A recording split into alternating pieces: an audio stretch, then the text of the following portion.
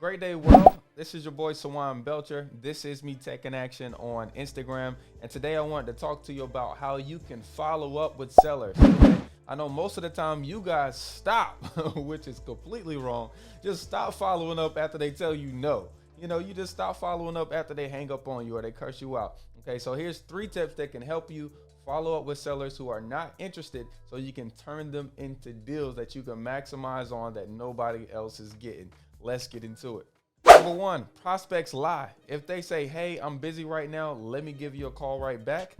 Typically I say, hey, look, I'm busy as well, and I'm just looking to purchase a few properties. If you could just, allow 2 minutes real quick so we can talk about this, because I would hate to call you back in 2 days and you're not really interested in selling your house. Are you interested in selling your house right now? It cuts down the fat. It lets them know that you are busy as well. You don't have time to play and you're here to actually do a job.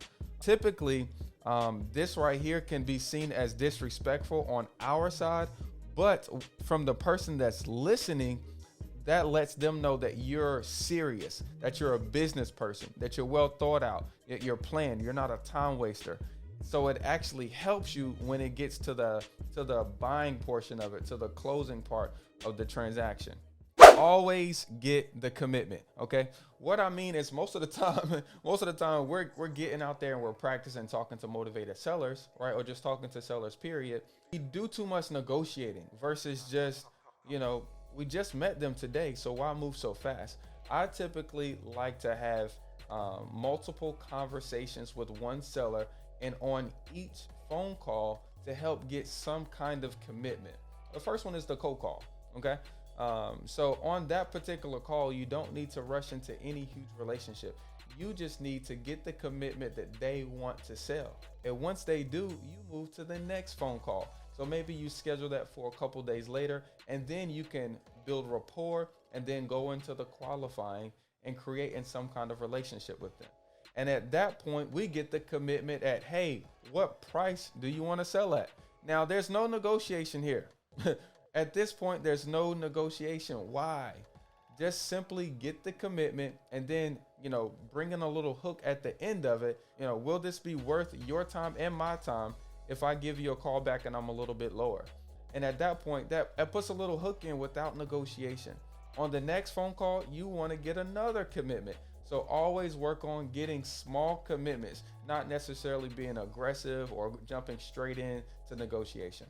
One of the things that I hear from the most motivated of the sellers is some of those people just don't want to deal with their problems. Understand that in real estate investing, okay, or just in business, period, people ignore stuff until they have to deal with it, okay? Especially the 10% that we're looking for, the motivated seller part. They might say, hey, I'm just gonna fix it myself because they don't want to deal with the issue right now, okay? And an easy way to help you push them into helping them make the decision that's right for them is to follow up with content. Okay, so let's say that somebody says, hey, look, man, I think I'm just gonna fix up the house myself, It's like, hey, cool, totally fine, man. Have you started looking at contractors? Have you started looking at good contractors that can help you do that? No, oh no, I haven't done that. Well, look, here's a couple of my guys.